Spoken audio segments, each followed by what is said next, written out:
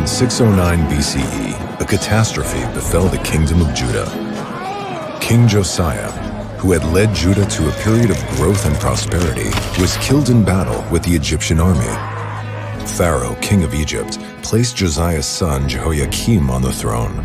Jehoiakim was violent, corrupt, and greedy.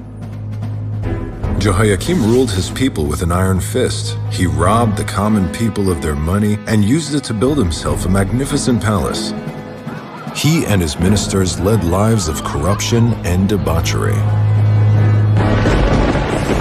Jeremiah, the prophet from Anatot, spoke out against this corruption and took a brave stance against the monarchy, attacking King Jehoiakim with harsh words. Woe unto him who builds his house by unrighteousness and his chambers by injustice, who uses his neighbor's labor without wages and gives him not his hire. But your eyes and your heart are set only on your greed and on shedding innocent blood. The leaders of the corrupt regime, the king's ministers and officials, are infuriated by the prophet. They beat Jeremiah, torture him, and when he refuses to be silent, they arrest him. I'm standing in the royal quarter in the city of David in Jerusalem. Here, in this spot, lived the ministers of King Jehoiakim, those ministers who harassed and attacked the prophet Jeremiah. From here, they governed the kingdom.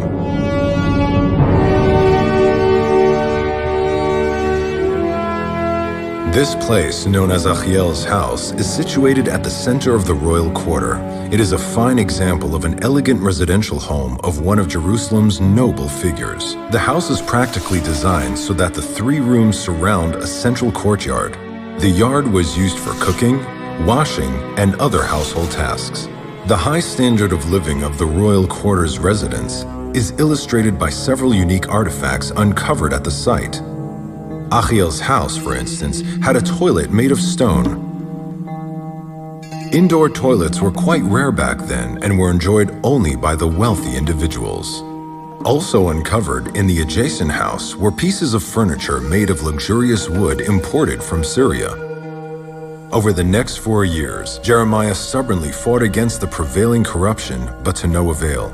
Then, in 605 BCE, an event occurred that finally succeeded in shaking the residents of Jerusalem out of their apathy.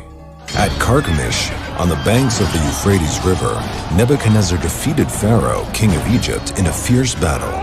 Riding the momentum of victory, the Babylonian army stormed the south, conquering Ashkelon. Nebuchadnezzar continued onward, marching his enormous army to the next destination, the kingdom of Judah. Now, the residents of Judah belatedly awakened to the frightening reality. They congregated en masse in the temple courtyard for prayer and fasting. Jeremiah summons his loyal scribe Baruch ben Neriah and commands him, I am detained. I cannot go into the house of the Lord. Therefore, you go and read from the scroll which you have written at my dictation, the words of the Lord in the ears of the people. Perhaps they will present their prayers before the Lord, and everyone will return from his evil ways. Baruch diligently writes Jeremiah's prophecy on a parchment scroll and carries it up to the holy temple. He stands in the office of Gemariahu ben Shaphan before the teeming crowd and reads the words of the prophet from the scroll. The crowd listens in tense silence and seems to accept the prophet's message.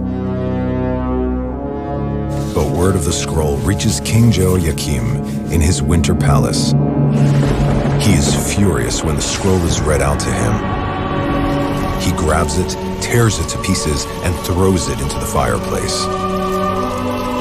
And it came to pass when Jehudi had read 3 or 4 lines that he cut it with a penknife and cast it into the fire that was in the fireplace, until the entire scroll was consumed in the fire that was in the fireplace. The fire that took hold of the scroll spread to the houses of Jerusalem, turning the entire city into ashes.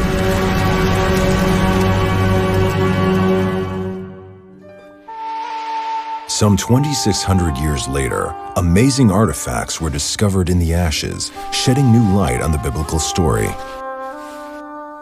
In the royal archives, under the ashes of destruction, Professor Yigal Shiloh uncovered a small round lump of clay. It was a bulla, a personal seal used in ancient times to seal important documents. It seems that the fire that burned the document archive hardened and preserved the seals. Professor Shiloh continued his excavations and discovered 51 more bullae.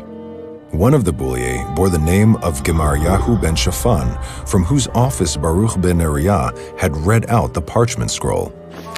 Inscribed in another bulla, discovered later, was the name Baruch ben Neriah, Jeremiah's loyal scribe who had written down his prophecy. These stamps that I hold in my hands, although they are extremely small, they carry immense importance. They provided all of us with a real glimpse into the depths of the biblical narrative and the dramatic days preceding the destruction of the First Temple.